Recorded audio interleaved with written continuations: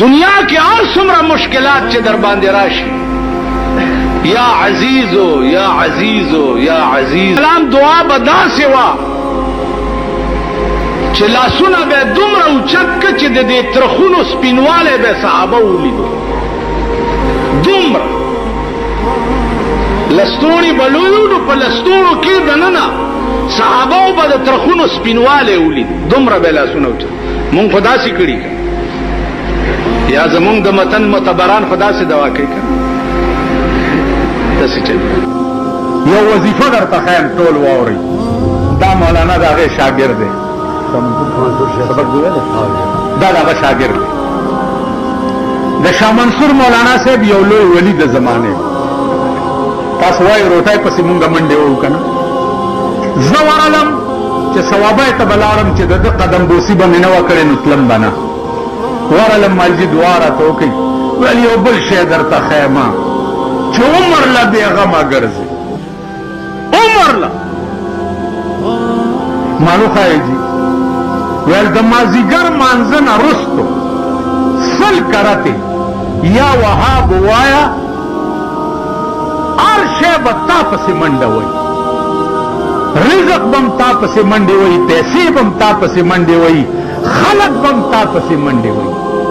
مازدیګر مانځه نه وروستو 100 کرتې یا وهاب. شاه ابن ادهم د نوابی لباس بدل کا، یا نادان ازان د محمد د چمن گل کا. رستو که کارونه د دنیا عشق اول کړه، که په عشق د یو کې عاشقان په ځان لکونه. والله رحمان بابا وی په ښایست زما د یار نه دي خبر څوک،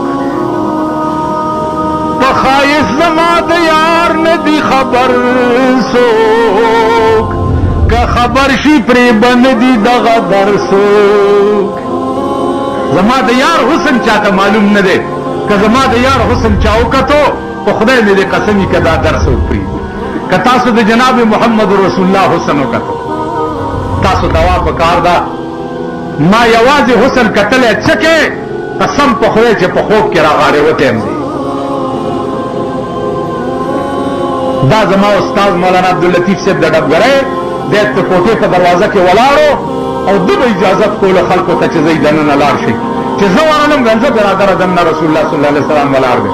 چې ورغلم رسول الله دواړه لاسونه داسې کوم ما ته راغارې وه، چې هغه راغارې وتی تر هغې او تر ننه ما ته پته ده. د غرغشتو مولانا صاحب ته لاړم، مال اخر وخت یې جي بیمار یې مرګ ژوند پته نه لګي، دعا راته وکئ.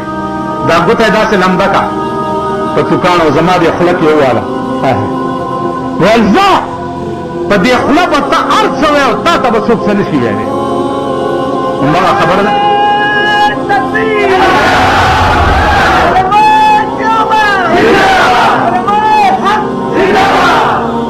پاکستان کې د حق او د ناحق پته نه لګي. په دې خوله به ته هر څه وایې او تا ته به څوک څه نه وایي. همغه چل دی که نه دی؟ ولې مونږ درته وکړو او څه وایي نه. کار دا دی چې دا ټول په ما راټوپ کوي او مړ مې کوي. عزیزانو ایس کمال را کی نشتا، خو یک زمانہ صحبت با اولیاء بہتر 100 سال طاعت بیریا. دا اولیاء په مجلس کې یو 15 منټه کېناستل د 100 کالو بیریا عبادت نه زیات ثواب دی. نو د اولیاء او د بزرګانو قدم بوسي مې کړې ده او الله مې دې په دې اودس کې باقي وساتي.